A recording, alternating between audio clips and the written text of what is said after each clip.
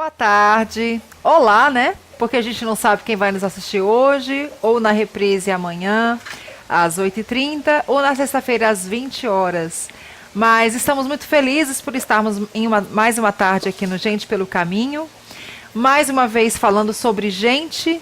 E hoje o tema está bem peculiar, porque nós falaremos de um transtorno que se chama TDAH.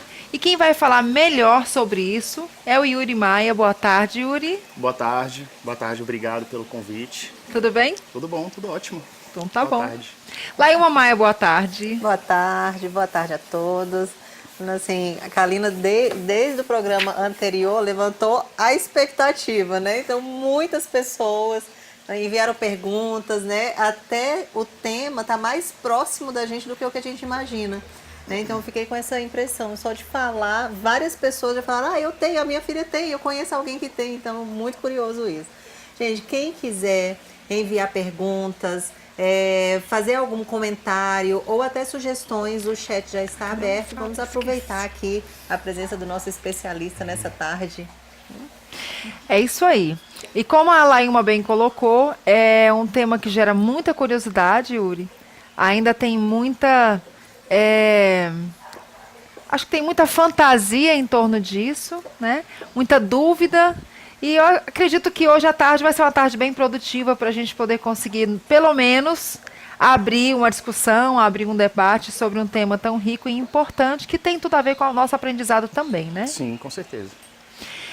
E logo de início, Yuri, eu gostaria que você explicasse direitinho o que é esse transtorno. Por que TDAH e o que é exatamente esse transtorno? Certo.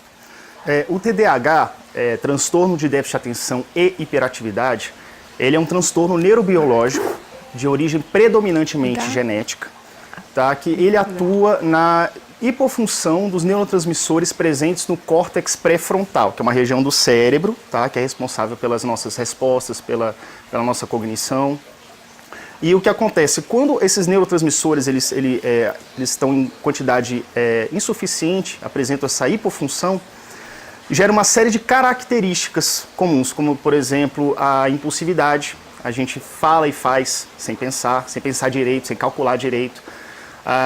Agir de forma repetitiva, de forma insistente, que vem a questão da hiperatividade, e principalmente a falta de atenção, né? A falta de atenção, ela é mais uma questão volátil, a atenção é muito volátil. Você tem atenção por um curto período de tempo e ela muda muito de foco, né? Então isso é acentuado em pessoas que têm TDAH. E várias outras características, né? Mas principalmente é isso, é uma hipofunção dos neurotransmissores no córtex pré-frontal, que causa as características comuns de quem tem TDAH. Inclusive é o seguinte, esse nome TDAH, o H de hiperativo, né, de hiperatividade, as pessoas falam, criança hiperativa e tal, mas nem sempre o hiperativo está associado ao TDAH. O TDAH existe o tipo predominantemente desatento, o tipo predominantemente hiperativo e o tipo combinado, que inclusive é o meu, né? Então, o que é presente realmente em todos é a desatenção, a dificuldade de manter a atenção, manter o foco e também a impulsividade. A hiperatividade nem sempre está ligada ao transtorno, né? Tá.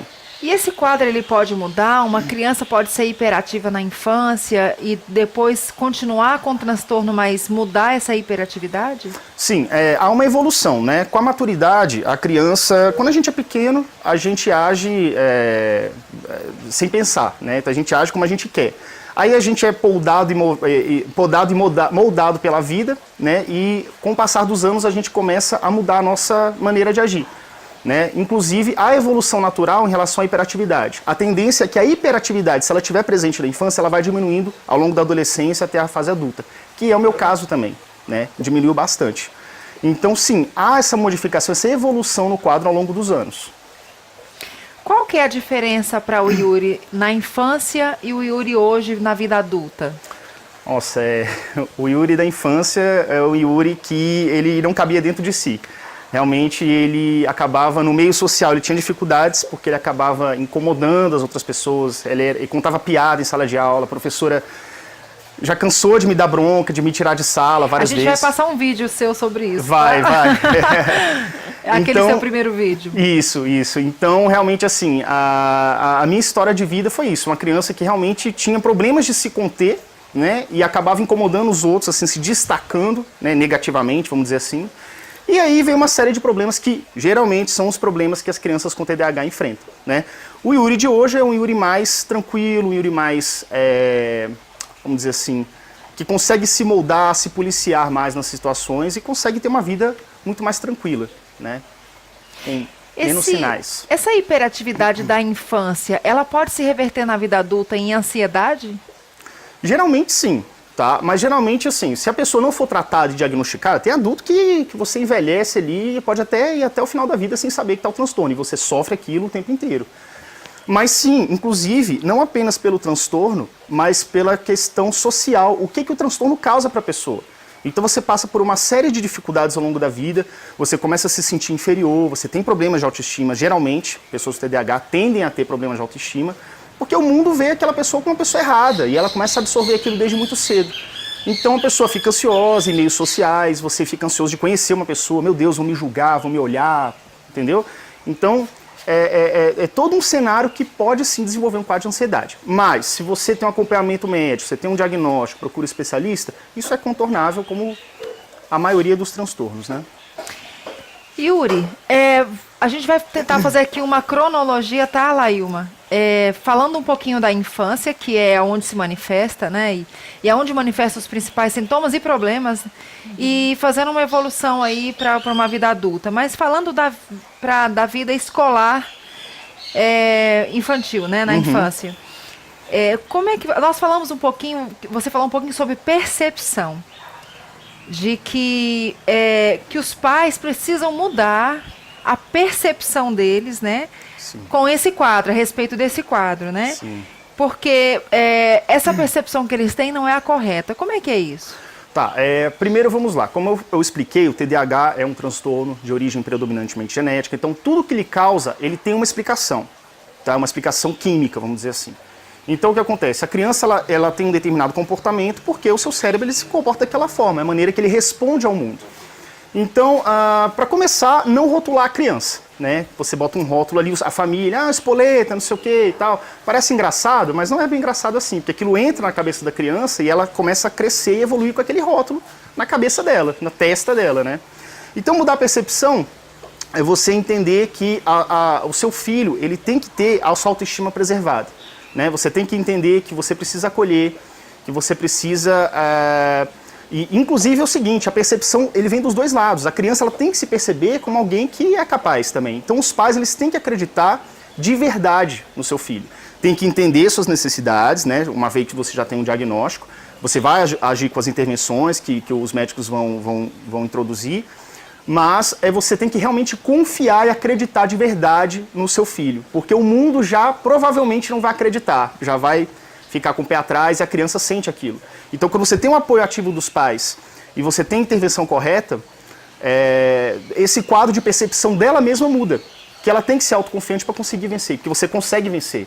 Você altera um pouco a maneira como você age com a criança, você tem as suas alterações clinicamente já testadas, né, que costumam dar resultado. E feito isso, a criança tem uma evolução muito mais rápida e pode se desenvolver como qualquer outra criança que não tem um transtorno, desde que seja feita essa mudança de percepção desde o começo, né? A mudança de percepção seria exatamente como? Como é que eu deveria perceber o meu filho que tem um TDAH? Sim, deve perceber o seguinte, ele tem as suas diferenças e elas precisam ser compreendidas e respeitadas. Seu filho tem que ser acolhido, tá? E feito isso, você começa a agir ativamente, você abre mão de esperar que seu filho seja diferente do que ele realmente é, e você começa a agir ativamente naquilo. E assim, é não rotular, é você fazer com que a percepção dos pais, ela influi diretamente na percepção da criança sobre ela mesma. Então você entende que o seu filho tem diferenças, mas você não precisa se assustar, não precisa ter medo disso. Você apenas vai mudar a maneira como você vai agir com ele, você vai procurar escolas, que o filho, metade da vida está no meio escolar. Procurar escolas que também procuram estar alinhado com esse pensamento, e assim, os dois caminhando juntos, a criança consegue ter desenvolvimento plenamente natural. É realmente abrir mão de esperar algo diferente do seu filho, né? Entender, compreender, perceber suas diferenças e agir em cima das diferenças, nada mais. Quais são as necessidades de uma criança com um TDAH? Bom, a questão das necessidades, ela entra pelo seguinte, cada criança, cada caso é um caso, tá? Inclusive, quando é feito o diagnóstico do TDAH, a criança ela passa por uma equipe interdisciplinar, que vem neurologista, ou neuropediatra, psicólogo, psicopedagogo, que vai ajudar na intervenção na escola, passa por fonoaudiólogo também, para ver se a criança não tem algum outro transtorno auditivo comum, que é chamado DEPAC, né? Então, feito esse diagnóstico, essa equipe vai montar um relatório de como a escola deve agir em relação àquela criança, como os pais devem agir também, né? Isso são as exigências da equipe interdisciplinar. Feito isso, as necessidades da criança, caso a caso, que foram observados pelo psicopedagogo, principalmente, elas começam a ser atendidas, né? Então, assim, as necessidades, por exemplo, de sentar na frente, ou então de ter tempo adicional para a realização das provas. Tem muitas crianças que têm TDAH com comorbidades. Comorbidades são quando você tem mais de um transtorno. Que tem também, por exemplo, dislexia. Pode precisar de um ledor em sala de aula, isso pode ser uma exigência da equipe interdisciplinar, né? Então é você agir de forma a atender essas necessidades. Atendendo essas necessidades, a criança ela tem um desenvolvimento mais rápido. Também é importante frisar a questão da expectativa. É muito importante também que os pais eles consigam, né, depois de iniciar o tratamento, abrir mão das expectativas, né? Porque tem muito pai que projeta na criança, né, seus desejos. Eu quero que você tire 10, você tem que tirar pelo menos 9. Ah, o Joãozinho tirou 10, por que você tirou 7? Né? Mas de repente isso não é necessidade da criança, né? Você joga uma responsabilidade gigantesca para uma criança que tem dificuldades naturais. Não pode fazer isso, né? Você está agindo, está forçando a barra ali com a criança. Então, feito isso, os pais abrem a mão dessa necessidade que pode ser dos pais, atende às necessidades da criança para que ela consiga se desenvolver.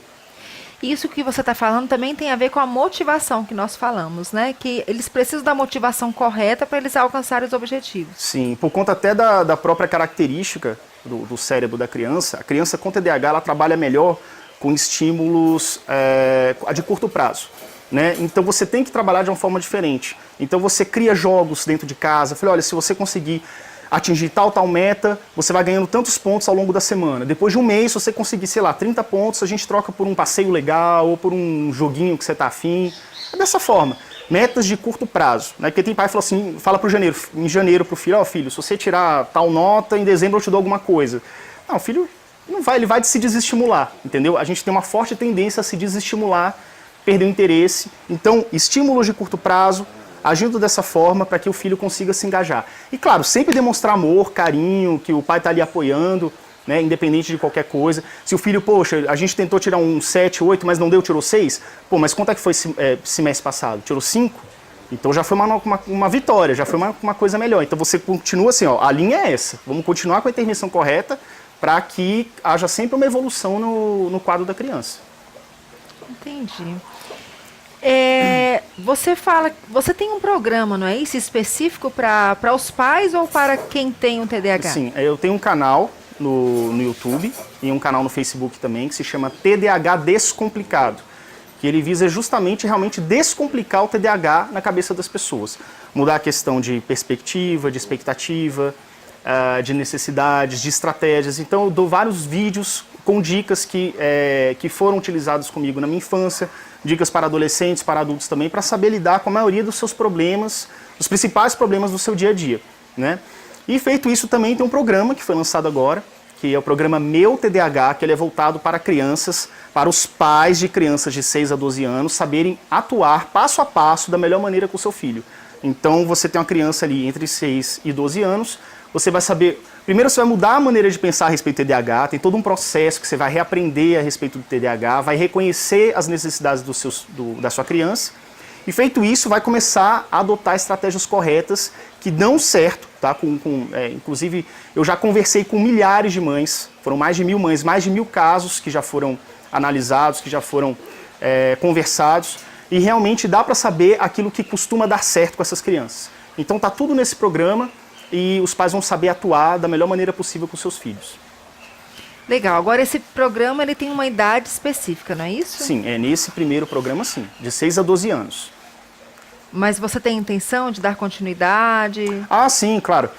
Esse primeiro programa ele foi voltado para 6 a 12 anos, né? Inclusive algumas pessoas perguntaram, meu filho tem 14, tem 15, e eu explico, olha, pode até ser que muitas dessas dicas, dessas orientações possam dar certo, possam funcionar com seu filho, né? Claro que a gente tem que buscar ver a necessidade de cada um. É uma necessidade individual. Apesar do TDAH ser o mesmo nome para todos, cada um tem sua necessidade individual. Mas feito isso, por exemplo, a pegada para adolescente ela é um pouco diferente. Porque a questão de você estimular o adolescente, de você conversar com ele, estimular, encorajar, é diferente. Porque ele já tem uma percepção de si que já vem sendo solidificada ao longo dos anos. Então você agir com uma criança é de uma forma, você agir e intervir com um adolescente é de outra, e com um adulto completamente diferente. Então pretendo sim futuramente abrir um programa voltado para adolescentes e depois também voltado para adultos, cada um com as suas necessidades específicas de cada faixa etária, para ajudar nos principais problemas de cada faixa etária. Legal, tem um vídeo do Yuri que conta um pouquinho dessa trajetória aí na escola. Mas vamos passar o vídeo dele, porque aí a gente continua, né, discorrendo sobre esse assunto.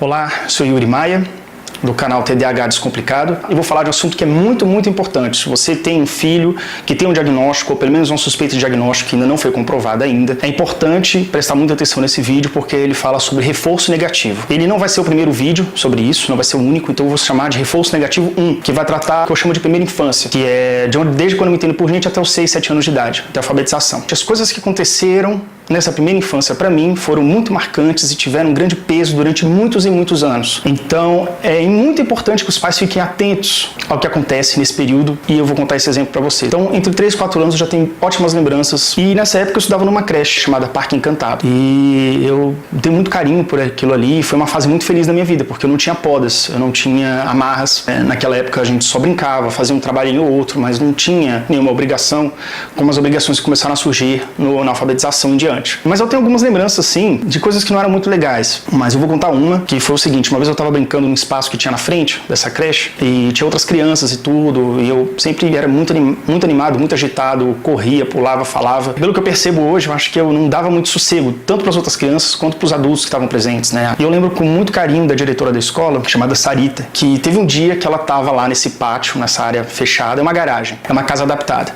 e ela estava sentada no chão, na parede, no chão. E ela pegou e me chamou: Yuri, vem cá, senta aqui, vamos conversar comigo. Eu, não quero conversar, eu quero brincar. Ela: não, Yuri, vem cá, senta aqui.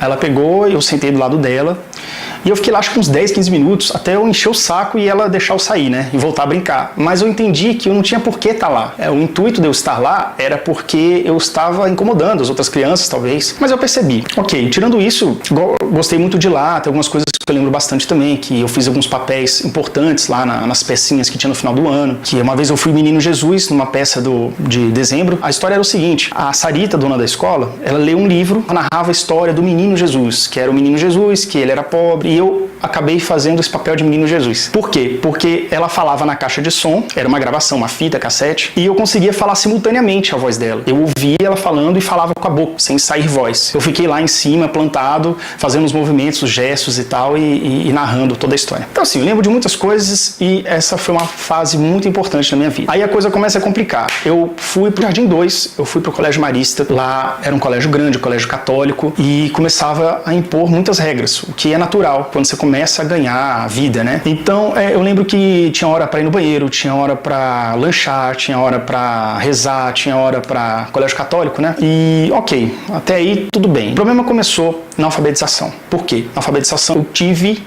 que aprender a ler e escrever. E aprender a ler e escrever era um saco. E eu simplesmente, naquela época, eu não tinha noção do que é certo e errado nesse sentido de obrigações. Então, o que pra mim era um saco e acabou. Então, não entra, não consigo fazer e pronto. Então, eu tinha um problema de copiar as coisas do quadro. A gente tinha sempre que copiar lá. Por exemplo, Colégio Marista de Brasília, 24 de março de 1990.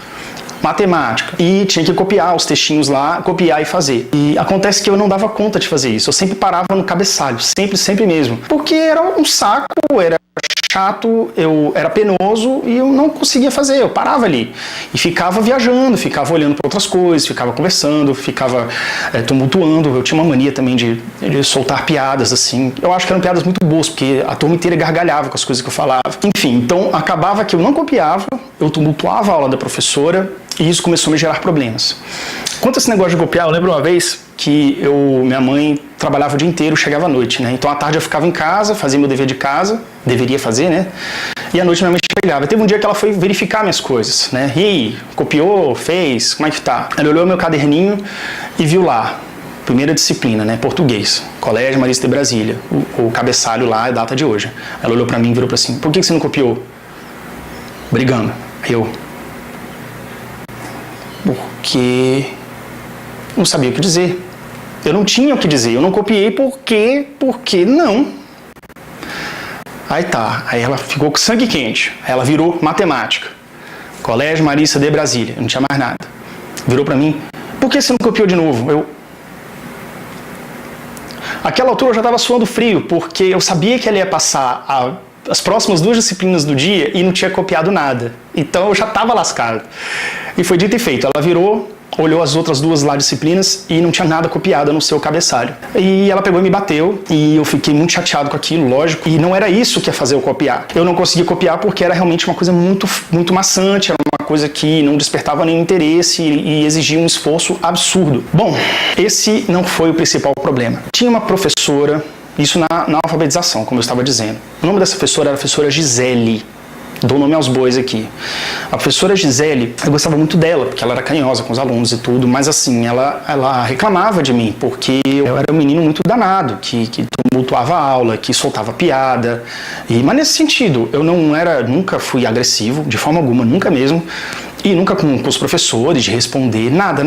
Então eu acho, pelo que eu me vejo, que eu lembro, eu era um anjo, era uma pessoa, um menino legal, carinhoso, que acabava interferindo no limite das outras pessoas, tumultuando a aula dela. Eu lembro de um episódio que eu preciso falar pra vocês. Eu era da turma G e a Moema, que era uma outra professora que tá lá, ela era bem mais velha, a Gisele era novinha, devia ter os seus 20 e poucos anos, pelo que eu me lembro, e a Moema já era tipo 40 e tantos, 50 talvez, naquela época. Então era da turma E ou F, do Jardim 3. Eu lembro de um dia que acho que a professora já estava nervosa, a minha professora Gisele já estava nervosa. E eu acho que soltei uma piada, uma coisa, foi uma piada fantástica. Todo mundo, ela estava querendo explicar alguma coisa, eu não estava copiando, para variar. E eu soltei uma piada que foi sensacional, pelo feedback que eu tive dos alunos. E eu lembro que ela virou para mim, eu estava sentado na frente no canto, com uma cara de brava, de ensandecida, espumando, porque eu tinha mais uma vez atrapalhado a aula dela. E ela pegou e saiu de sala, sem falar nada.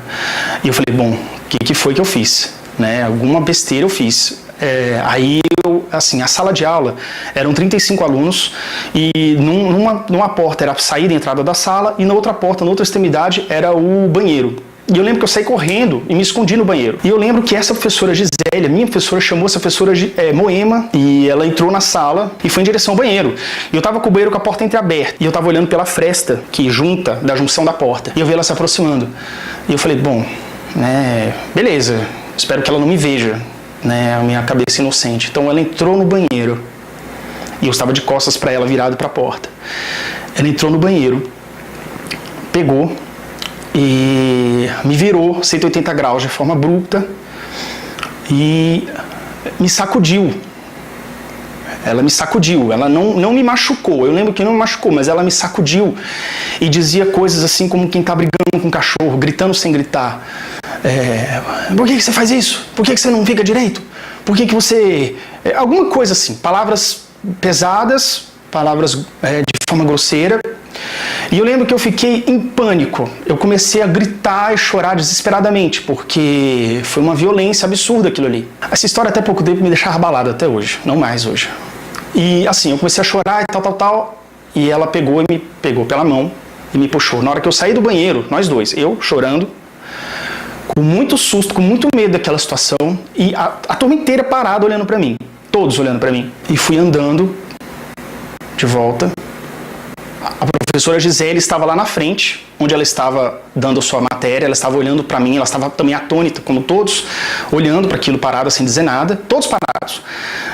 Eu fui andando até onde eu estava sentado, peguei minhas coisas, essa professora Moema falou, tá, pega suas coisas aí. Eu peguei, arrumei, tirei meu caderno, botei de volta, peguei minha lancheira e tudo, e acompanhei ela para fora de sala. E eu saí e fui levado por ela até a sala dela, que era na turma E. E eu já tava assim, tava chorando, mas eu tava já seco, tava tentando evitar as lágrimas, porque eu não queria ser visto, eu tava sendo exposto ali no corredor. E eu lembro que eu cheguei lá na turma dela, eu, com a minha mochila, no meio do dia, e ela simplesmente falou assim, turma, pessoal, esse aqui é o Yuri, ele vai assistir conosco agora as aulas, daqui pra frente, e deem boas-vindas pra ele. E eu assim, eu olhando aquilo assim, com o olho com lágrimas,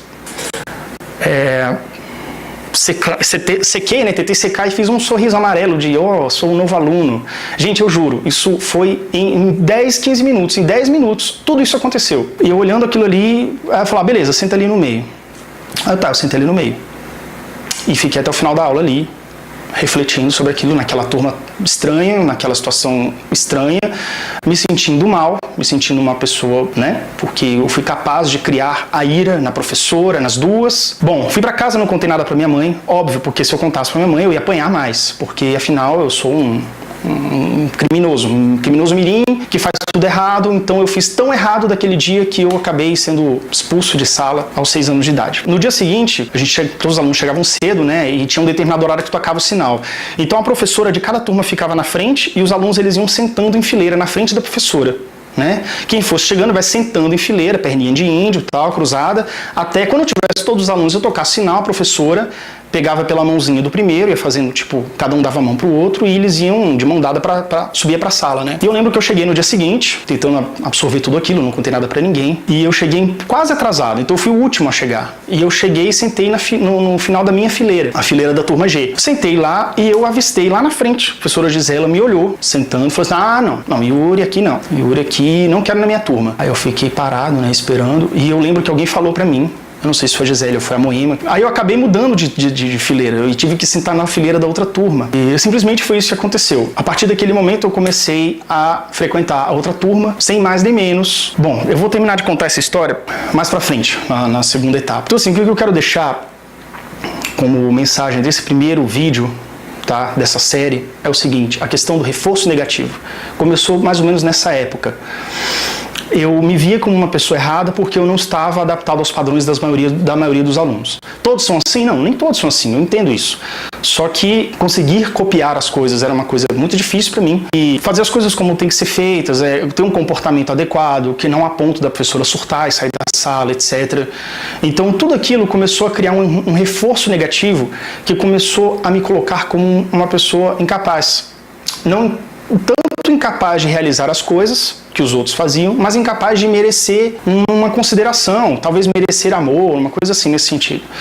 Então assim, é muito complexo, vai dar para fazer outros vídeos, mas espero que a história tenha sido boa, que não tenha sido maçante, e realmente eu espero que vocês tenham assistido até o final, principalmente pais e educadores, porque pequenas coisas que podem acontecer na vida de uma criança que já passa pelo problema de estar não adaptado a um mundo que ela não é adaptada, né, de estar tendo que viver num mundo que é muito difícil encarar como uma criança mais próxima do padrão, né, e essas coisas criam um reforço negativo que realmente é uma coisa que pode ser bem ruim, bem devastadora para a vida dessa criança. Claro que não é bem assim, né, eu não me matei, eu tô aqui vivo, tô sadio e entendo essas coisas que aconteceram comigo e já digeri isso completamente.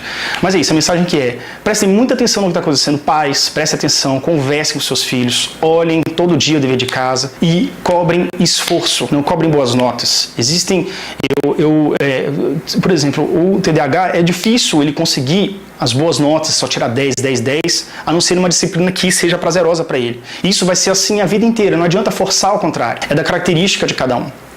Então cobrem empenho, cobrem esforço, sejam generosos com os filhos. Eu agradeço muito se você tenha visto o vídeo até aqui e eu quero que deixe seu comentário. Se gostou, clique em gostei, se não gostou, clique em não gostei e deixe seu comentário, por favor.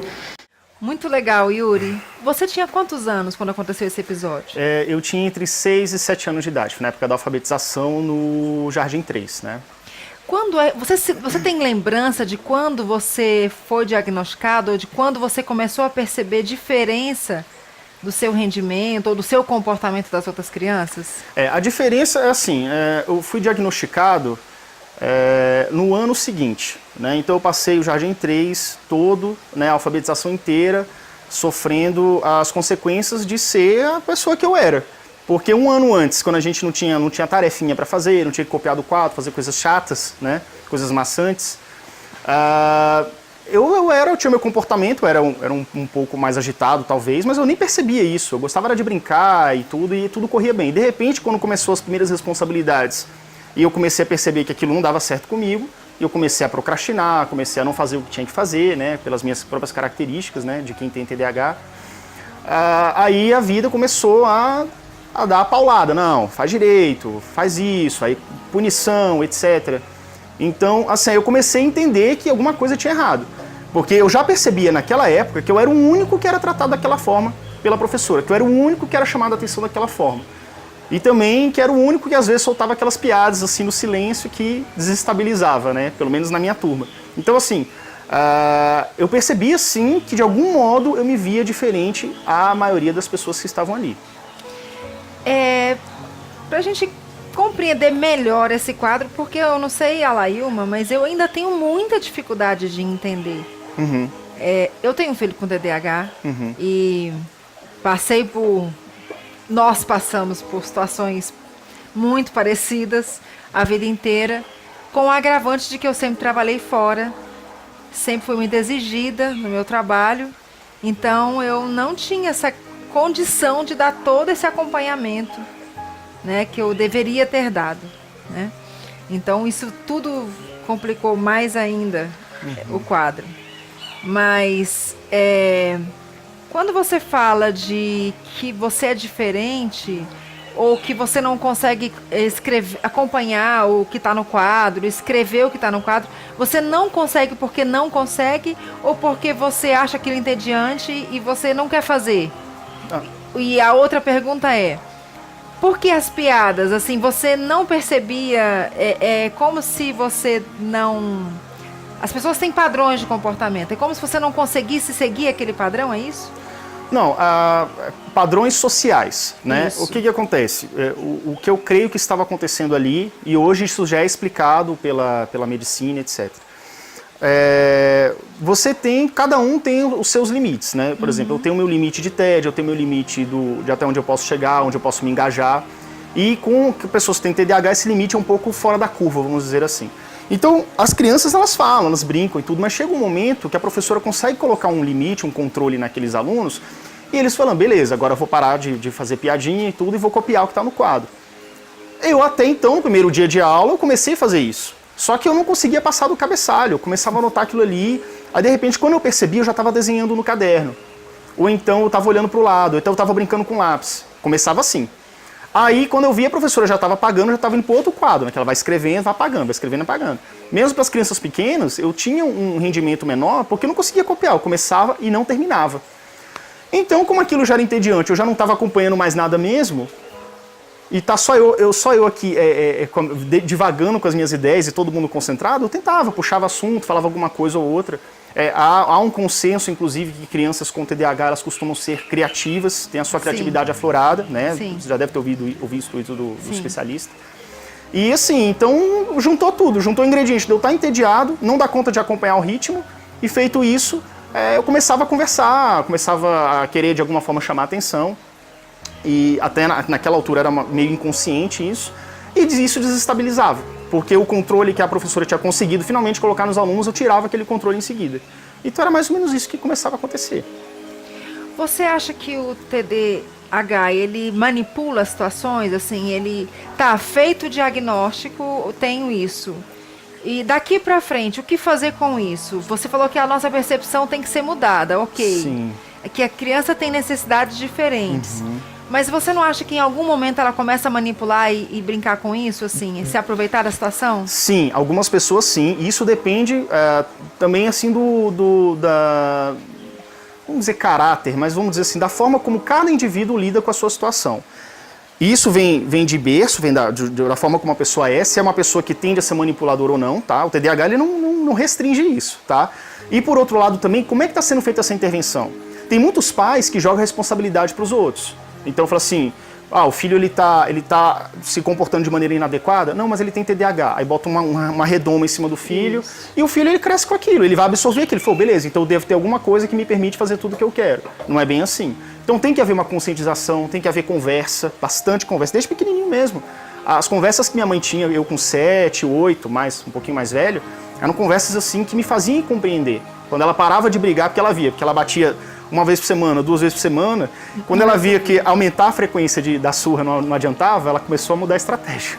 Mas isso foi orientado pela psicóloga. Se você fez uma abordagem correta desde o começo, a criança ela não tem a necessidade de querer manipular, porque ela vai entender que ela tem que ter o esforço dela e para que ela consiga as coisas que ela quer, ela tem que se esforçar também. É o que eu estou te falando.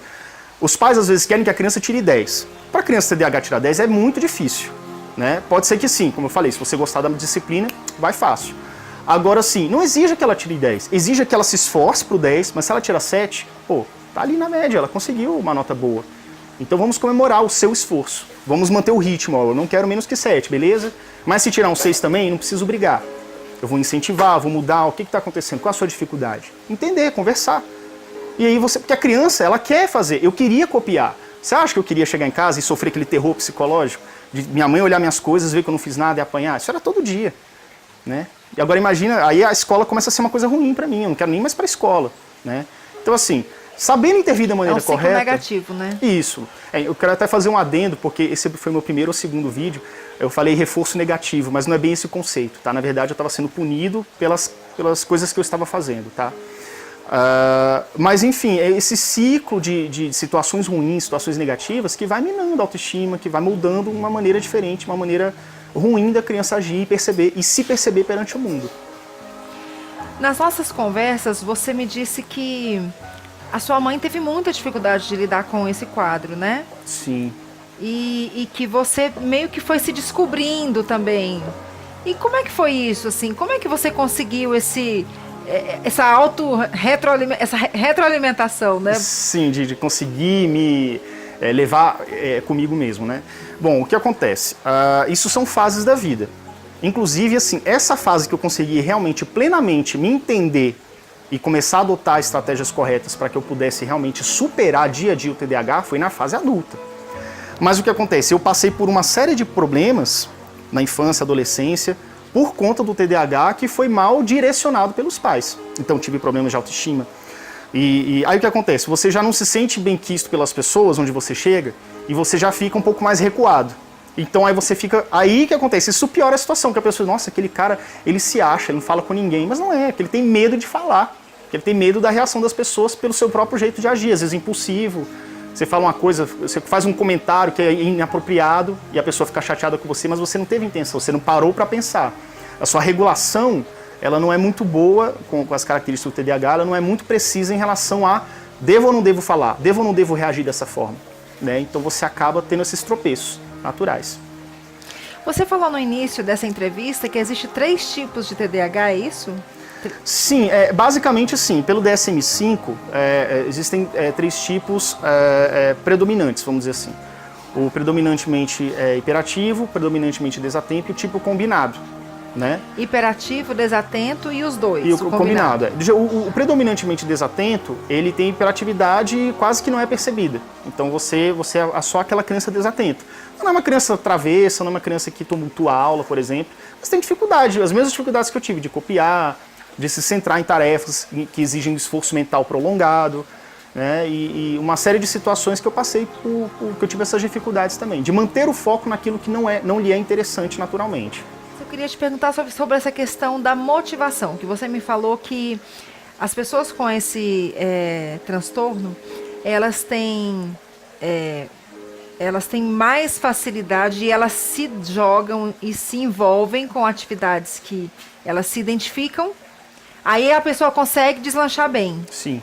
E as outras é como se ela deletasse. Tipo, não quero fazer isso, não vou fazer isso. É muito difícil. Exige um esforço muito maior, né? Inclusive, até complementando aqui a pergunta anterior, depois de adulta que eu comecei a perceber, entender que muitas coisas que eu passava era por conta do TDAH, e feito isso eu comecei, a perdoar o meu passado, a entender o meu passado e ver, poxa, eu não preciso ter medo das pessoas, eu não preciso ter medo de me expressar.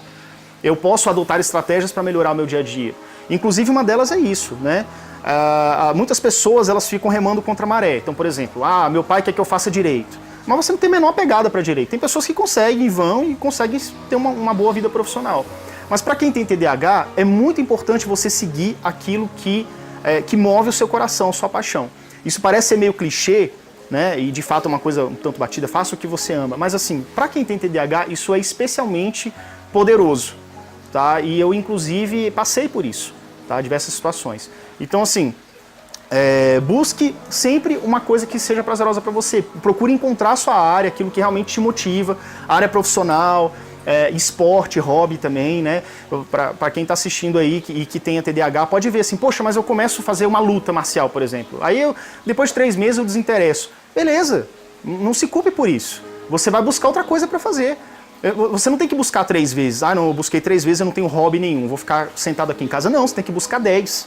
Porque na 10ª você vai encontrar aquilo que realmente te move, que realmente dá aquele impulso. Inclusive, aí tem importância você ter um hobby, né? Porque você também, aquilo ajuda você a motivar, ajuda você a descarregar as tensões. Nem sempre a gente consegue trabalhar no emprego que a gente consegue, né? Que a gente quer, gostaria, né? Então, geralmente, você buscando um hobby que consiga aliviar, que consiga, você fica em estado de êxtase antes de praticar o hobby, isso ajuda na sua concentração, isso ajuda no seu humor, isso interfere positivamente, inclusive no seu trabalho, nas relações sociais. Então, assim, quem tem TDAH, ele tem sempre que buscar as suas próprias alternativas, os seus próprios caminhos, e não desistir na 2ª ou 3ª tentativa. Vai embora, que uma hora você encontra. E você acredita que uma pessoa que tem esse transtorno, ela consegue trabalhar, consegue levar um hobby adiante e ter frequência naquilo, Sim, aí que tá. Geralmente, você está falando de trabalho ou do hobby? É porque assim, vou explicar melhor. Meu filho, por exemplo, eu comprei violão, eu coloquei na aula de basquete, eu coloquei na aula de inglês, eu coloquei na aula de futebol, eu coloquei, sabe? E nada interessou. Nada, né? nada funcionou. Exatamente. Na verdade, muitos TDAH se culpam por isso. Aí o que acontece, entra um outro ciclo que é o seguinte, a mãe ou o pai fala assim, olha, eu não vou nem te dar isso aí porque eu sei que você não vai querer. Agora pensa, né? Poxa, a pessoa não se interessou, por algum motivo aquilo ali não foi interessante o suficiente, né? A gente é um pouco intolerante ao tédio. Se algo fica um pouquinho entediante, a gente já quer abandonar. Mas a ideia é que eu falo o seguinte, sim, é possível, mas você deve sempre buscar isso, né? Eu, inclusive, por exemplo, eu tentei fazer várias coisas que me deixavam feliz, assim, que pudesse me dar uma satisfação. Eu tentei artes marciais, tentei inglês também, parei. Minha aula de artes, minha mãe colocou quando eu era pequeno, também eu parei, eu fiz 2 meses. Então assim, minha mãe também tentou essas estratégias, né? Eu gostava muito de andar de bicicleta, que era o esporte que mais gostava, mesmo, só adorava, apaixonado. E outra agora que eu descobri minha paixão é a TDAH Descomplicado. Porque quando eu percebo que as dicas que eu dou, as orientações que eu dou, tá surtindo efeito, que muitas mães vêm falar comigo, tá? Milhares de mães já vieram falar comigo, falam, olha, eu assisti seus vídeos, foi muito proveitoso, ajudou bastante. E aquilo me dá uma sensação de vitória, de conquista, né? Até porque tem muito adulto TDAH que cresce estigmatizado. Poxa, já fui demitido de 3 empregos, eu não vou dar pra nada. A pessoa desiste de si. E quando eu vejo que realmente, poxa, tem um projeto desse que está ajudando milhares de pessoas, isso é muito gratificante, isso é aquele meu reforço, entendeu? Aquela minha recompensa imediata. E aquilo me faz continuar, entende? Então eu estou aí firme e forte, praticamente toda semana publicando vídeo e ajudando cada vez mais, né? Então isso é o meu motivador e é recente. Não tem nem 2 anos que a página foi criada. Antes disso, eu também estava perdido como muitos adultos, querendo saber assim, poxa, e aí, qual é o meu hobby? Para qual é a minha vocação? Para que eu estou aqui, né? Então é isso, continue procurando. Eu descobri aos 31 anos, então se você tem 29, 28 anos, descobriu, não se preocupa não. Tem alguma start, algum insight, alguma coisa que aconteceu que fez você virar essa chave de você... Entre essa transição entre a vida ao adolescente, né, e a vida adulta, teve alguma coisa que te iluminou, que você falou, não, eu consigo virar essa chave, eu consigo mudar isso? Na verdade, sempre foi muito difícil até o início da fase adulta, tá? Inclusive, eu já... é um pouco complicado. Início da fase adulta, qual idade? Até os 25, mais ou menos. Tá? Então, assim, foi muito difícil me encontrar, eu tinha problemas sociais, eu me via como errado, eu me via como incapaz, eu me via como alguém chato. Então, acabava, antes mesmo da pessoa me conhecer, eu já meio que evitava a pessoa, aí a pessoa confirmava, não, realmente você é chato. Mas não é porque eu era chato, é porque eu evitava falar, eu era caladão, entendeu? Muitas vezes. Mas aí, dependendo, quando eu já tinha uma intimidade, eu falava era muito, né? Mas, enfim. Mas teve um momento que é o seguinte, muitos TDAHs, algumas mães de crianças de 28, de 30 anos, né, elas vêm perguntar assim, nossa, meu filho já é adulto, mas ele não consegue dar certo com isso, aquilo é uma pessoa que tá sem esperança, tem como você falar com ele, alguma coisa assim nesse sentido? E o que eu digo para a pessoa é o seguinte, olha, a pessoa tem que primeiro perceber que ela precisa de ajuda. Né? Precisa de ajuda, precisa se entender, se conhecer e abrir mão. Porque tem muitas pessoas que são resistentes a procurar um tratamento, procurar terapeuta. Eu estou com a minha terapeuta há 3 anos, né? Psicóloga, terapeuta. Poxa, e como eu cresci de lá para cá. Foi fundamental nessa etapa para eu conseguir ainda me descobrir ainda mais, perder os medos do passado e conseguir ter um desenvolvimento, um salto gigantesco. Né? Então a pessoa tem que, primeiro, se perceber que tem alguma coisa errada, alguma coisa que atrapalha, e feito isso, buscar ajuda, buscar apoio profissional. Esse é o primeiro passo. Eu acho que o start é esse. Peraí, tá errado, mas por que tá errado? Tem ajuda, tem solução? Tem. Então eu vou atrás disso. É baixar a guarda e ir atrás disso para procurar ter uma vida tranquila. E você conseguiu harmonizar esses demônios aí do passado, o problema de autoestima, esses problemas sociais? Sim. Isso é plenamente possível. Não é 100% ainda, estou no processo, estou sempre aprendendo e descobrindo. As sessões têm sido muito proveitosas. Mas, sim, é plenamente possível. O Yuri de 5, 6 anos atrás não é o mesmo de hoje, definitivamente. E eu só consegui isso entendendo, buscando ajuda, estudando bastante acerca do transtorno. Né? Eu tenho quase 20 livros acerca do transtorno, então leio bastante, eu me informo. E feito isso, faço acompanhamento para lidar com os meus fantasmas, né? As coisas que aconteceram no passado que deixaram marcas, e a gente vai enterrando aquilo e vai se superando. E sim, é plenamente possível. Então quem está passando por isso, que sente dificuldades por conta de coisas que começaram lá atrás, busque ajuda sim, que é plenamente possível contornar. Muito legal. Laíma, você tem uma contribuição para fazer para a gente? Sim.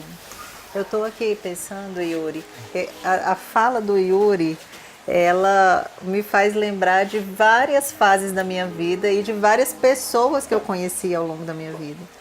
E dentro de alguns clientes no mundo corporativo, existem pessoas que facilmente a gente consegue perceber alguns comportamentos. Mas longe de mim dizer de diagnóstico se tem ou se não tem TDAH, né? Sim. Mas eu vejo várias pessoas que têm dificuldade de concluir as entregas e não é por falta de comprometimento, isso dentro das empresas, dentro das equipes, principalmente. Não é falta de comprometimento, às vezes não é falta de esforço. E a gente tem dificuldade de lidar com isso. E aí a solução mais prática, mais fácil, são treinamentos. Aí muitas vezes o gestor fala, vai pro treinamento, que está com problema, então vai pro treinamento. Coloca todo mundo dentro da sala para aprender sobre algo que talvez não seja esse problema. E aí acontece que esse profissional sofre muito e muda de empresa, e muda de função, e vai pulando de galho em galho e não consegue ter essa sensação de plenitude, de realização. E aí, Yuri, eu queria que você desse uma dica para os gestores, para as pessoas que trabalham aí no mundo corporativo, de como lidar com as pessoas que têm essa dificuldade de concentração, né? Sim. Bom, a verdade, a dica ela vai direcionada para quem tem o transtorno e está no mundo corporativo, mas também para os gestores que estão assistindo, né? A questão é o seguinte, é muito complicado você no mundo corporativo dizer assim, olha, eu tenho um transtorno tal. Né? Às vezes as pessoas às vezes não compreendem, nunca ouviram falar disso, e se compreendem, se já ouviram falar, não querem saber. Elas querem realmente eliminar o problema entre aspas, né? Então o que acontece? O que eu sugiro geralmente é o seguinte, a pessoa, você está no emprego, você está fazendo um trabalho, geralmente algumas pessoas fazem um trabalho repetitivo e tedioso, por exemplo. Né? E aquilo está gerando problemas. Você começa a fazer uma coisa, você não consegue entregar, você muda de foco, você faz várias pequenas coisas pela metade, aquilo vai impactando sua produção, né? Sua produtividade. Então, se você percebe que aquilo ali não é para você, se aquele local pelo menos não é para você, o que eu sugiro é você conversar com o seu gestor. Você tem que passar por isso, eu vou explicar por quê. Conversar com o seu gestor a respeito de falar, olha, eu tenho, não se rotule, tá? Eu até falo para as pessoas, não se rotulem, tá? Mas fala assim, olha, eu tenho uma dificuldade específica em tal tarefa. Às vezes acontece isso e isso comigo, ou seja, eu começo uma coisa, eu acabo toco um telefone, alguém vem falar comigo, eu acabo esquecendo por alguns minutos, isso pode ser fatal, né? Vamos fazer o seguinte, mas eu já percebi que naquele outro lugar da empresa, aquele outro setor ali, que ali da baia ao lado, da equipe ao lado, eu acho que eu tenho muito interesse. sabe, eu quero realmente, eu tô dando o meu melhor e tudo, mas eu acho que ali eu vou render muito mais. Por que a gente não pode resolver, não pode de repente fazer um teste e ir para aquele outro lugar? Então assim, é o que eu falo, as pessoas com TDAH, elas têm que tentar, mudar, tentar e tentar de novo. Porque você pode chegar naquele ponto ótimo, não é na 9ª vez, mas talvez na 10ª. E se você parar na 3ª, se você desiste de você na 3ª vez, você nunca vai chegar ali, né? E por que eu falei no começo que é importante você falar? Porque muitas vezes a percepção que a pessoa tem sobre você, no caso do mundo corporativo, pode ser errada. Você disse mesmo que as pessoas elas se engajam, né? Você percebe assim, poxa, não é falta de esforço. Realmente, não é falta de esforço. Mas o que acontece? Às vezes o chefe não está percebendo isso. Ele acha que você está fazendo corpo mole, acha que você não está interessado, e ele já quer logo, né, tirar da maneira mais fácil o problema ali. Então você chegar para o seu chefe, você até baixa a guarda. Se ele estava começando a ter uma impressão errada de você, você já chega ali e fala, olha, eu estou com tal dificuldade, etc. E você busca uma alternativa. De repente, naquele outro setor, você produz muito mais. Pode até não ser o ideal, mas é muito melhor onde você estava. Então é isso, busque sempre se movimentar, buscando ver se você está se adaptando ali, não ficar parado, né? E conversar, realmente se abrir, compartilhar com a pessoa aquilo que você está, as suas dificuldades, sem se rotular. Cuidado com essa questão de se rotular, porque é muito complicado nisso, num mundo onde as pessoas não têm muito conhecimento e muita empatia a respeito do transtorno. Sim, e isso é tão interessante, porque muitas vezes a gente tem... É normal o ser humano ter medo de se expor. Isso faz parte também, né? Claro. Uma necessidade de segurança, uma necessidade de você se sentir aceito, de aceitação, de estar em conexão com as pessoas do lado. Então a gente quer se mostrar capaz, quer se mostrar que dá conta, então é um esforço muito grande. Mas essa dica é muito poderosa, né? De a pessoa se aceitar, e aceitar não significa você fechar os olhos e você ficar estagnado naquilo ali. Significa você... aceitar que tem uma dificuldade, mas que ainda assim você pode ter ajuda para encontrar alternativas. Buscar alternativas. Né? E muitas vezes esse feedback é importante, porque eu também percebo que não é intencional, mas as pessoas não percebem algumas dificuldades.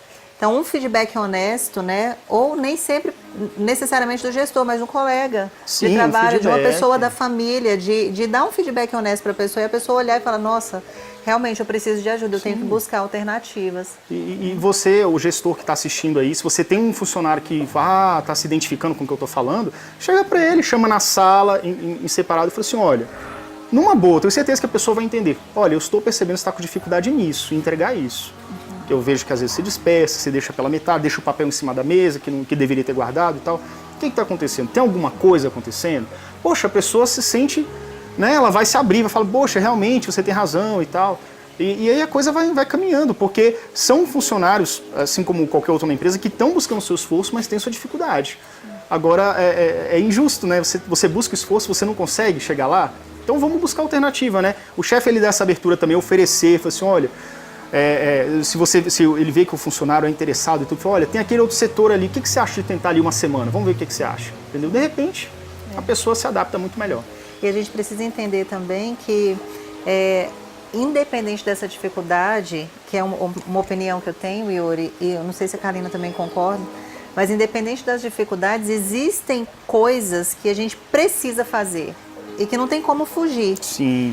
Mesmo que mude de área, que mude de cargo, que mude de atribuição, tem coisas que a gente não tem como fugir, que a gente precisa realmente, mesmo com o tédio, mesmo com a falta de interesse, mesmo com a falta de vontade, de se esforçar um pouco mais para fazer aquela atribuição. Né? E muitas vezes é fácil eu falar assim, não, isso aqui eu não consigo deixar, né? Não dá para fazer, me ajuda aqui, ó. Você está entendendo que eu não consigo fazer? Então passa para outro sem ter esse esforço antes. Porque o mundo corporativo também vive de resultados. E às vezes é um conflito, né? A pessoa acha que é ruindade, ou acha que é porque o mundo corporativo é frio, ou que, né, que não se interessa por ninguém, que não tá nem aí para ninguém, que a pessoa é só mais um número, porque tem esse tabu também. Tem. Né? Mas tem que encontrar aí um meio termo para conseguir ser bom para os dois lados, ser bom para as duas partes, né? Sim. E aí nisso tem uma pergunta aqui da Maiara Sena. Né, a Maiara Sena, ela fala assim, Yuri, que há um tempo ela foi ao neurologista, porque por conta de resultados do trabalho, né, um estresse, muita tensão que ela viveu, e ela estava com dificuldade de concentração. Certo. E aí essa dificuldade foi se intensificando, ela foi ao neurologista, né, um tempo atrás, e fez um exame para descobrir se ela tinha déficit de atenção, porque ela estava com muita dificuldade de concentração. Então o exame não acusou nenhuma alteração, mas ela continua com dificuldade de concentração. Ela pergunta assim, ó, será que essa dificuldade é um indicador de TDAH? Como eu faço para descobrir? Então, isso. Mayara, bom, como diz a literatura médica, né, vários autores da área, o TDAH ele está presente em uma parcela da população de 5 a 7%. Né? Então, sim, há a possibilidade de você pode ter o TDAH. Com relação ao diagnóstico, é o seguinte, quando você procura fazer o diagnóstico especialista, você procura o neurologista ou psiquiatra, que é a primeira etapa, geralmente, tem até um vídeo que eu falo sobre isso no meu canal, o vídeo número 40, se você puder assistir depois.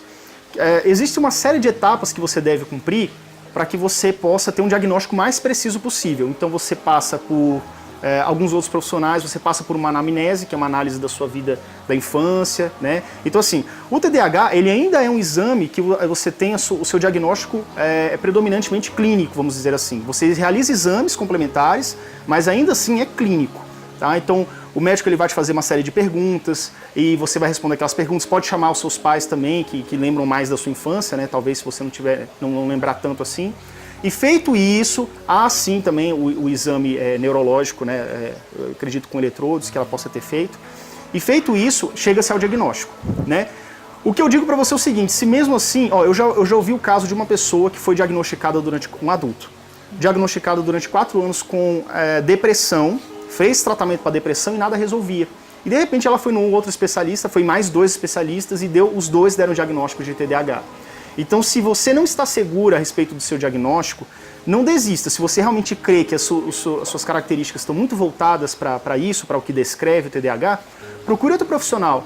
Né? Procure outro profissional, procure uma outra opinião, porque pode ser que se confirme, né, que você realmente não tenha TDAH, mas possa ter alguma outra coisa, e esse outro transtorno que seja pode ser tratado também.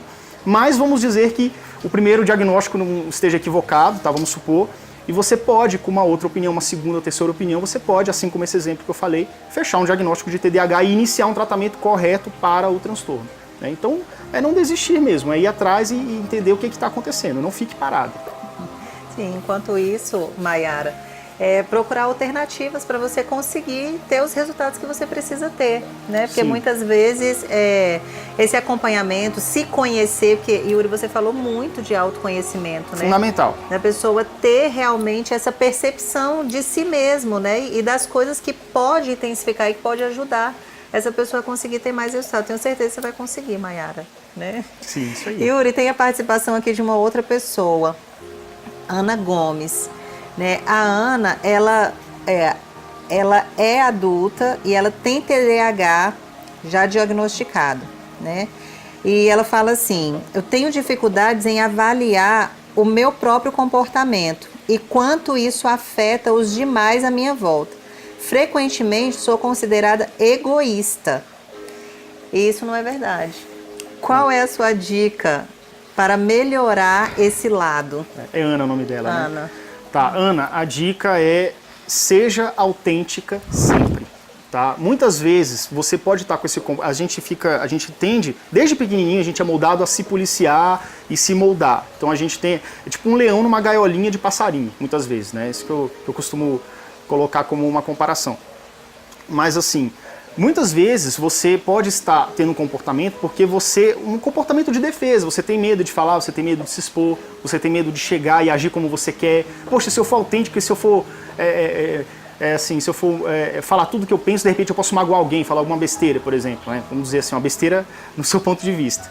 Mas assim, o que eu digo seja autêntica, procure ser autêntica, ou seja, faça o que você realmente tem vontade, procure... Claro, uma hora ou outra você pode falhar, você pode realmente tropeçar, falar alguma coisa que não deveria. Peça desculpas, explique se for o caso, pessoal, olha, realmente eu tenho uma certa dificuldade, às vezes eu falo sem pensar, mas não é proposital. Explique, abra a boca e fale mesmo, entende? Fale das suas dificuldades. Se você tem um grupo de amigos e um ou outro amigo acha um pouco... não gosta muito de algumas piadas que você faz, você explica pra pessoa, né? Se a pessoa tiver empatia também, né? Você explica pra pessoa e fala, eu tenho uma certa dificuldade. É isso, é você procurar buscar o seu meio, mas seja autêntica. Seja autêntica nas situações sociais, que isso naturalmente tende a diminuir, tá bom? evite se policiar tanto, seja mais autêntica, mais livre para agir como você quer. Legal, muito bom. Obrigada pela participação, Ana. Você também. Então, Kalina, muitos desafios. Se a gente fala do trabalho em equipe, né? Se a gente fala dentro das empresas, a gente fala quando as pessoas precisam entregar, né? Tem um compromisso e tem que entregar. Talvez a pressão, talvez a ansiedade possa intensificar um pouco esse quadro, né? Eu queria até saber a opinião do Yuri. A Marta estava até assistindo aqui com a gente, que ela falou que o filho dela tem TDAH e ela só descobriu que ela tinha por causa do diagnóstico do filho. Foi a mesma coisa que aconteceu comigo, né? A vida inteira, só que eu era aquele caso que eu não era hiperativa.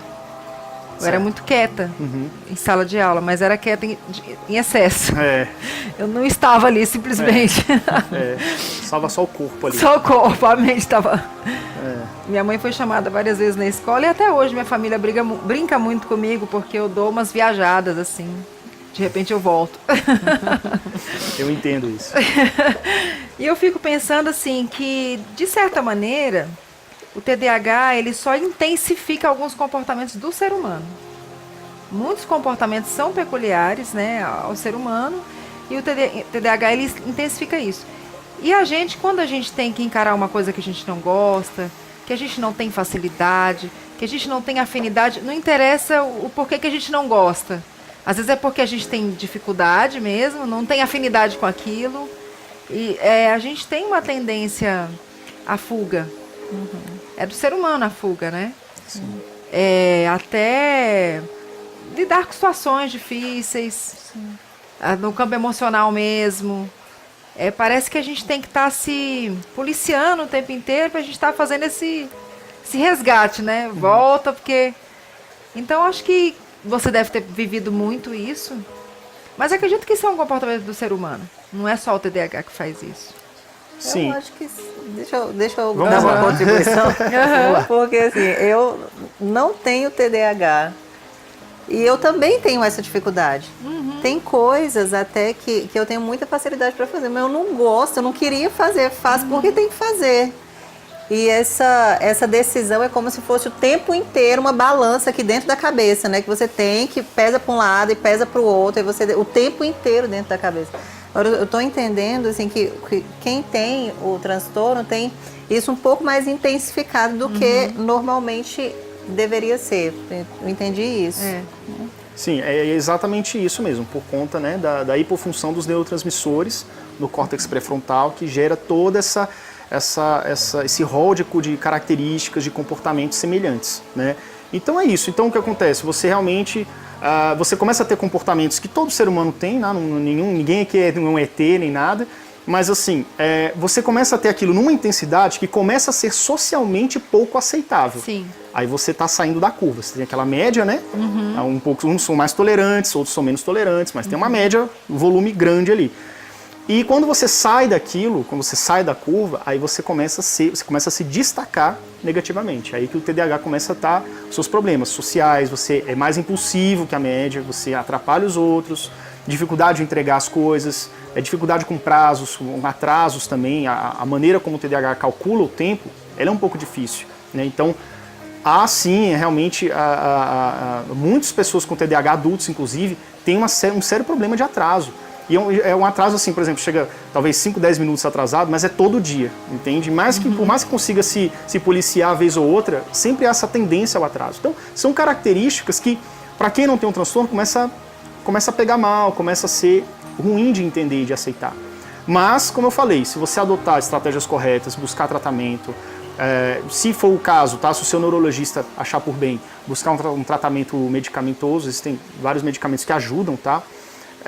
E você começa a se normalizar, o seu comportamento deixa de ser tão discrepante e você começa ali a ter uma vida um pouco mais tranquila, digamos assim, né? Isso aqui acho que é o certo para você conseguir manter ainda o seu jeito de ser, a sua originalidade, a maneira de você ser, a sua espontaneidade, mas de uma maneira que passa a ser mais socialmente aceitável, vamos dizer assim. E eu gostei muito da abordagem que você fez sobre o mundo corporativo, o ambiente corporativo, de negociar, né? Chegar pro chefe, né? E falar, olha, tenho facilidade para isso, não tenho facilidade para aquilo. E não se rotular, tipo, eu tenho TDAH e por isso eu sou assim. Até porque é muito estigmatizado, né? Porque esse nome já é um nome que o pessoal fala assim e as pessoas, quem não tem conhecimento já... Ah, isso é bobagem, Desculpa, né? né? Exatamente, desculpa. Não, você fala, olha, a minha dificuldade... Você seja certeiro, assertivo. A minha dificuldade é isso. Eu acho que a solução está aqui. Vamos tentar? Vamos. Se o chefe fala, poxa, não tem como, você só tem que trabalhar nesse lugar, não tem como te mudar, vamos supor, beleza. Mas você conversa com um colega do lado e fala, poxa, nessa tarefa aqui você pode me ajudar? Porque às vezes o que acontece, você vai num setor novo de uma empresa, você é uma pessoa que não tem TDAH, você com 3, 4 vezes que a pessoa te ensina, você pega ali e vai embora. No máximo 3, 4 vezes. A pessoa com TDAH precisa ser ensinada 10 vezes para pegar aquilo ali, porque tem dificuldade na memória de trabalho, isso também está na descrição do TDAH. Então o que acontece? Beleza, aí na sexta vez o colega do lado já está de saco cheio, porque, meu Deus, você não entendeu ainda, né? Vamos dizer assim. E não, mas você busca essa empatia. A partir do momento que você diz qual é a sua dificuldade, mas você se mostra interessado, você estimula a empatia na outra pessoa. Geralmente é assim. E feito isso, você vai progredindo. Se o seu colega do lado ele está disposto a te ajudar, ele entende que você tem certa dificuldade, ele vai te ajudar um pouco mais. E aí vai, né? A gente tem que Como buscar... é que é essa questão de memória de trabalho, Yuri? Memória de trabalho seria aquelas pequenas informações que a gente busca, que a gente já está armazenado na memória de longo prazo, para poder executar uma certa tarefa. Então você tem, por exemplo, tarefas repetitivas exigem muita memória de trabalho. Você tem que repetir comandos, ali você tem que estar fresco na memória. E geralmente esses comandos se perdem. Por exemplo, você tem que, para executar uma tarefa entediosa e repetitiva, que é o terror do TDAH, você tem que saber 5 comandos. Aí no terceiro você já esqueceu do primeiro, que você depois esqueceu o último, entende? Então você tem essa dificuldade. É meio que uma coisa um pouco turva. Então, com essa dificuldade, fazer trabalhos que exigem esse esforço mental é algo que realmente é muito desgastante. Né? Então você evita, você vem com a procrastinação crônica, ou então quando você se esforça em iniciar a tarefa fica difícil terminar, você faz um pouco mais lento, você precisa ficar olhando a sua colinha ali o tempo inteiro para ver o passo a passo, ou outra pessoa que não tem TDAH já não precisa mais. Né? Sim, com a repetição você começa a solidificar aquele conhecimento. Né? Você continua tendo a dificuldade com a memória de trabalho, mas ela vai diminuindo ao longo do tempo. Mas ainda assim é muito difícil fazer esse tipo de tarefa, né? Que exige esse tipo de memória, né? Memória de curto prazo para realizar pequenas tarefas repetitivas, né? Então, esse seria o conceito. Sabe uma coisa que eu estou pensando aqui, que talvez seja uma dica para o público? Pessoas que têm essa dificuldade, que estão assim, pulando de galho em galho, né? Entra numa empresa, ou pega um trabalho, não dá certo, aí vai para outro, aí vai para outro, e vai para outro, e aí, na verdade, a pessoa tem uma sensação de que não dá certo em nada, tipo, nada dá certo para mim, eu tenho que desistir mesmo, eu não consigo fazer nada, né? E essa dica sua talvez seja um ponto-chave, a pessoa descobrir o que ela tem facilidade e aí começar a procurar vagas, né, estudos ou trabalho para aquilo, de acordo com aquela facilidade que a pessoa tem, porque vai ser menos difícil. Sim. Né? E muitas vezes a pessoa ainda não sabe qual é a sua facilidade. Né? E ela vai descobrir isso ao longo do seu entendimento, do seu autoconhecimento, e vem de inúmeras tentativas. É como eu falei, às vezes a sua área de interesse ela não vai aparecer na terceira vez que você tentar, mas talvez na quarta, na quinta. Então você sempre está buscando. Porque quando você encontra, aquilo fica muito mais fácil de você fazer. Né? Você continua com as dificuldades, tá? Mas você consegue entrar em momentos chamados hiperfoco, que é onde você está fazendo algo que realmente é muito estimulante ao seu cérebro e você consegue ali focar durante muito e muito tempo. Né? Então, se você conseguir conciliar um trabalho com algo que você goste, que te dá um prazer imediato, e você consegue mergulhar naquilo, né? Então, busque isso, busque algo que você realmente consiga mergulhar. Porque quando você entra nesse estado, né, de flow, que a coisa ela vai longe... É isso que eu ia perguntar, é o estado de flow, então? É um estado de flow, é isso que você tem que estar sempre, constantemente buscando. Sempre que for possível, claro, a gente sabe que nem sempre é possível, mas sempre procurar, pô, isso aqui tá legal, isso aqui dá um estado de flow, isso aqui eu tô indo embora, eu nem vejo o tempo passar, cara, eu acho que o caminho é por aqui. Então é isso. Aí, explica para o nosso público o estado de flow, para as pessoas saberem do que a gente está falando. Gente, é tão interessante o estado de flow, eu fiquei em estado de flow, estudando o estado de flow. Existe um gráfico ali imagina que aqui é uma linha da habilidade, aliás, o desafio baixo, desafio alto, né? E aqui é uma linha da habilidade. Habilidade baixa, habilidade alta. Então, quando a pessoa ela consegue ter um desafio alto e uma habilidade alta, ela se entrega ao processo, é como se o tempo parasse de existir, é como se as coisas acontecessem naturalmente, é como se ela nem estivesse ali para as coisas acontecerem. E simplesmente quando ela olha, fala, nossa, já são meia-noite, meu Deus, eu nem vi a hora passar, né? E não tem essa sensação penosa de cansaço, de chato, de desgastante, simplesmente flui, as coisas acontecem, esse é o estado de flow. E aí tem uma reflexão interessante, porque aqui a gente está falando no gráfico, né? Desafio alto, desafio baixo, habilidade alta, habilidade baixa. Quando o desafio é muito alto e essa habilidade é baixa, isso gera uma zona de ansiedade muito grande.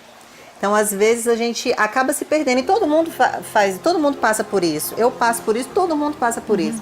Então, quando essa sensação de ansiedade ela é muito latente, é importante a gente observar qual é o passo a passo que está faltando. Qual é a habilidade que você poderia desenvolver para conseguir chegar nesse estado de flow, para conseguir desenvolver as coisas e ter resultado, né? E as coisas acontecerem de maneira prazerosa, com essa sensação de felicidade. Então, essa é uma reflexão da ansiedade. A ansiedade talvez possa ser a falta de uma informação, a falta de uma habilidade, e um passo a passo ajuda a identificar, né, como diagnóstico que a gente faz nas empresas para capacitação. E tem uma outra reflexão que é que quando o nível de desafio é baixo e a habilidade é alta, aí gera uma zona perigosa. Que é aquela assim, tá tranquilo, isso aqui não precisa me preocupar não. E nessa hora a gente pode errar. Nessa hora a gente pode deixar passar batido uma coisa importante. E aí a gente está falando de um resultado médio.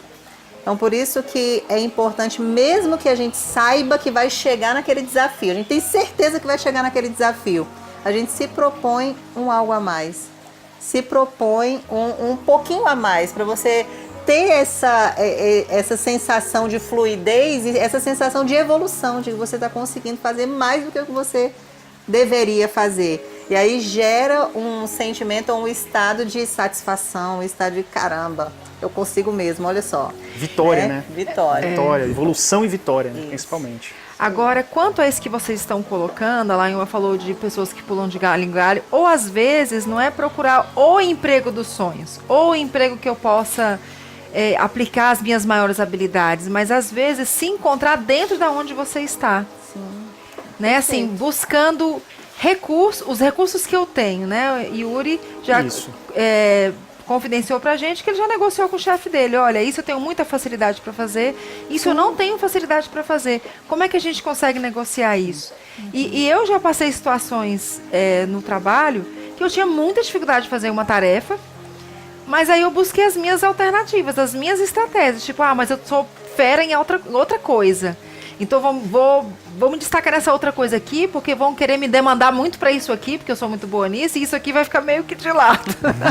E você entra no flow. Aí eu entrei no flow. Não, é modo geral mesmo, assim. Como eu tenho facilidade de relacionamento, facilidade na área comercial, cara, aquelas coisas que eu odiava, eu falava, cara, eu vou botar uma bandeira assim bem grande, eu sou boa nisso aqui, me chamem para fazer isso.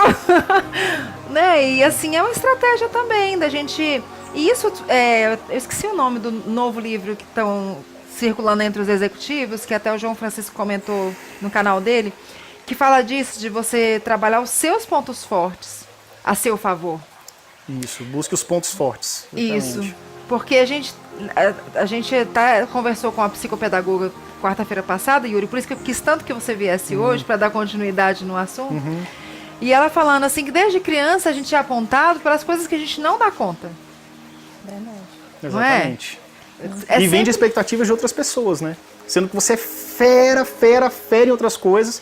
Um exemplo disso, agora aproveitando o gancho, é o nadador Michael Phelps. Michael Phelps, ele tem TDAH, e ele era um problema na escola, e professores falaram para ele há menos de 10 anos atrás, ele confessou isso, tá? Isso aí tá exposto na internet. Ele virou para ele e falou assim, você não vai ser nada na vida. Aos 12 anos, se eu não me engano, aos 12 anos ele começou a nadar, e hoje ele é o maior recordista olímpico da história do planeta. Ele começou com 12? Acho que foi com 12 anos que ele começou a fazer natação. Não sei, 9 ou 12, um desses dois números aí. Mas foi já na infância, no finalzinho da infância, ele começou. E ele viu que aquilo ali é o que ele consegue, porque natação não é só porte físico. Você pode ver que tem muitos nadadores que têm o porte adequado, mas não conseguem fazer o tempo que ele faz. Não, cara. Você mergulha literalmente, né? Você mergulha literalmente ali e você entende que cada movimento, você ganha cada milésimo de segundo no movimento porque você está plenamente concentrado e focado naquilo. Então, esse é o ponto ótimo, esse é o ponto forte do Michael Phelps, é a natação, é como ele se move, é como ele age dentro da piscina que ele consegue se sobressair de todos os outros. Mesmo tendo TDAH e mesmo sendo rotulado várias vezes como um incapaz, uma pessoa que não ia dar conta de nada na vida. Muito legal. Então é isso, é você trabalhar mesmo seus pontos fortes a seu favor e parar de valorizar aquilo que você não dá conta, né? Sim. Porque parece que a gente mesmo faz isso, levanta uma bandeira daquilo que a gente não dá conta. Ah, mas eu não sou bom nisso. Ah, mas isso eu não dou conta. E aí a gente fica pregando isso, né? Como se quisesse que as pessoas vissem o negativo e não o positivo. Né? Então tem muito disso também. Exatamente. Gente, nós estamos caminhando para o final. Yuri, que fantástico esse papo. Então, adorei também, tô adorando. Muito enriquecedor, muito, assim, muito aprendizado pra gente, né? Sim. O ser humano, ele realmente é um desafio. Sim, desafio diário. Diário. Superação de nós mesmos diariamente. E autoconhecimento o tempo inteiro. E a gente que lida com pessoas, né, com gente, pra gente é um desafio incrível, né? E quanto mais a gente mergulha, mais a gente acha esse universo fantástico. E Deus fez algo muito perfeito, né? Porque imagina se nós fôssemos todos iguais, como esse mundo seria chato e cansativo. Com certeza, concordo. Vem essas coisas para tirar a gente mesmo da zona de conforto e fazer a gente repensar tudo, né? Exatamente. Vocês falando do estado de flow, é tão engraçado que a gente pega uns times para dar treinamento, é sempre aos sábados, quando juntar a galera toda, né? Aí o pessoal, assim, durante a semana que convoca para reunião no sábado, ai, que saco, reunião no sábado, treinamento no sábado. E a gente dá marca para começar 8 horas da manhã, delícia, senhora, né? Tá lá às 8. Ninguém merece. Ninguém merece. 8 horas sábado, ninguém merece. Aí começa mesmo às 9, credenciamento até às 9, café da manhã e tal, vai até 14 horas. Aí dá 14 horas, tá todo mundo assim. Já acabou. Vidrado. Como assim? Já acabou, né? Entra no estado de flow, né? Eu fico rindo, acho muito engraçado. Gente, Yuri, muito, muito, muito obrigada pela sua presença aqui.